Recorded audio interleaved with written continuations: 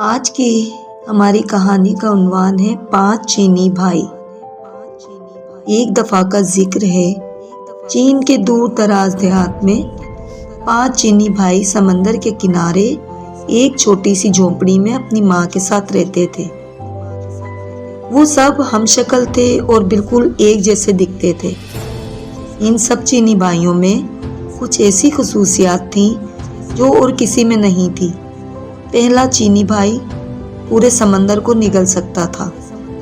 دوسرے چینی بھائی کی گردن لوہے کی تھی۔ تیسرا چینی بھائی اپنی ٹانگیں بہت بہت دور تک پھیلا سکتا تھا۔ چوتھے چینی بھائی کو آگ نہیں جلا سکتی تھی اور پانچواں چینی بھائی اپنا سانس بہت دیر تک روک سکتا تھا۔ ہر صبح پہلا چینی بھائی سمندر پر مچھلیاں پکڑنے جاتا تھا اور شام تک جتنی مچھلیاں پکڑتا ان کو بازار میں جا کر بڑی اچھی قیمت پر بیچ دیتا تھا۔ ایک دن سمندر پر جا رہا تھا تو پڑوسیوں کا ایک لڑکا بھی اس کے ساتھ ہو لیا۔ اس نے بہت منع کیا لیکن لڑکا باز نہیں آیا۔ دونوں جب سمندر پر پہنچے تو پہلے چینی بھائی نے ایک ہی سانس میں تمام سمندر کا پانی نگل لیا۔ سمندر خالی ہو گیا تو اس میں موجود تمام چیزیں واضح ہو گئیں۔ لاتعداد مچھلیوں کے علاوہ سمندر بے شمار قیمتی خزانوں سے بھرا پڑا تھا۔ لڑکا یہ سب دیکھ کر دیوانہ ہو گیا اور دوڑا خزانہ سمیٹنے کے لیے۔ پہلا چینی بھائی نے تو صرف اتنی ہی مچھلیاں پکڑی جتنی وہ روز پکڑتا تھا۔ اس کے بعد وہ چاہتا تھا کہ سمندر کا پانی واپس سمندر میں ڈال دے۔ اس نے لڑکے کو آواز دی لیکن لڑکا کبھی ایک چیز اٹھاتا کبھی دوسری کی جانب لپکتا۔ اسے کچھ سنائی نہیں دے رہا تھا۔ ادھر پہلا چینی بھائی اپنے منہ میں اتنا زیادہ پانی اٹھائے اٹھائے تھک گیا تھا۔ بس بہت ہو گیا، لڑکے اب واپس آ جاؤ، اس نے پھر لڑکے کو آواز دی لیکن اس نے نہیں سنا۔ انتظار کر کے پہلا چینی بھائی جب بے حال ہو گیا اور اس کی برداشت سے باہر ہو گیا تو اس نے وہ پانی سمندر میں اگل دیا۔ اس کے ساتھ وہ لڑکا بھی پانی میں غرق ہو گیا۔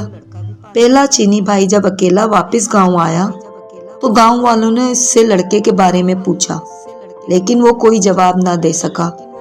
گاؤں والے سب سمجھ گئے کہ اس نے لڑکے کو مار دیا اور انہوں نے عدلیہ میں جا کر اس کی شکایت کر دی۔ سپاہی پہلے بھائی کو پکڑ کر عدالت میں لے گئے اور لڑکے کے قتل کے جرم میں اس کو سزائے موت سنا دی گئی۔ حضور والا، کیا میں آخری بار اپنی ماں سے ملنے جا سکتا ہوں؟ پہلے چینی بھائی نے جج سے پوچھا۔ ہاں، اتنی رعایت تمہیں دی جا سکتی ہے، جج نے کہا۔ پہلا چینی بھائی خوشی خوشی اپنے گھر گیا اور اپنی ماں سے ملا لیکن وہ واپس نہیں آیا بلکہ اس کی جگہ دوسرا چینی بھائی جیل پہنچ گیا جس کی لوہے کی گردن تھی۔ چوک پر تمام گاؤں کے لوگ اکٹھے ہو چکے تھے۔ جلاد ہاتھ میں تلوار لیے مجرم کی گردن اڑا دینے کے لیے تیار کھڑا تھا۔ سپاہی مجرم کو پکڑ کر لائے اور اس کی گردن شکنجے پر رکھ دی۔ جلاد آگے بڑھا اور پوری قوت سے تلوار مجرم کی گردن پر ماری لیکن دوسرا چینی بھائی مسکراتا ہوا کھڑا ہوا۔ چونکہ اس کی گردن لوہے کی تھی اس لیے تلوار نے اس پر کچھ اثر نہ کیا۔ یہ دیکھ کر گاؤں کا ہر شخص سخت برہم ہوا اور اس کو مارنے کے لیے کچھ اور طریقہ سوچنے لگا۔ پھر جج نے فیصلہ کیا کہ اس کو سمندر میں ڈبو کر مارا جائے۔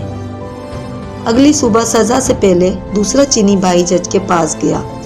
جناب والا، کیا سزا سے پہلے میں آخری بار اپنی ماں سے مل سکتا ہوں؟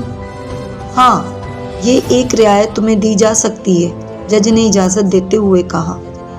وہ اجازت ملتے ہی خوشی خوشی اپنے گھر کی طرف چلا لیکن اگلے دن وہ واپس نہیں آیا بلکہ اس کی جگہ تیسرا چینی بھائی جیل واپس آیا جس کی ٹانگیں لمبی ہو جاتی تھی۔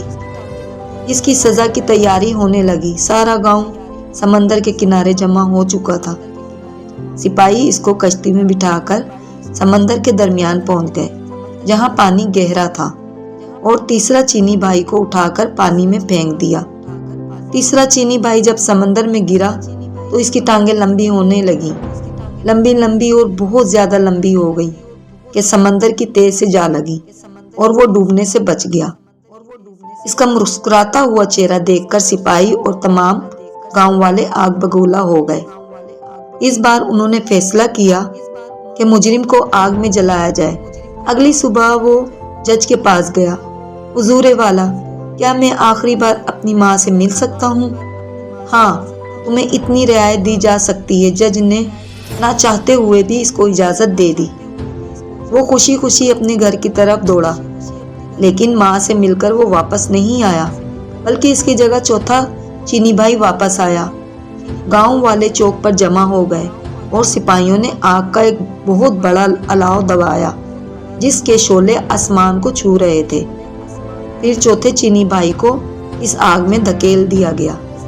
آہ، کتنا سکون مل رہا ہے، چوتھا چینی بھائی مسکراتے ہوئے بولا، کیونکہ اس کو آگ جلا نہیں سکتی تھی۔ آگ اور تیز کر دو، لوگوں نے چلا چلا کر سپاہیوں کو کہا، اور انہوں نے آگ اور زیادہ تیز کر دی۔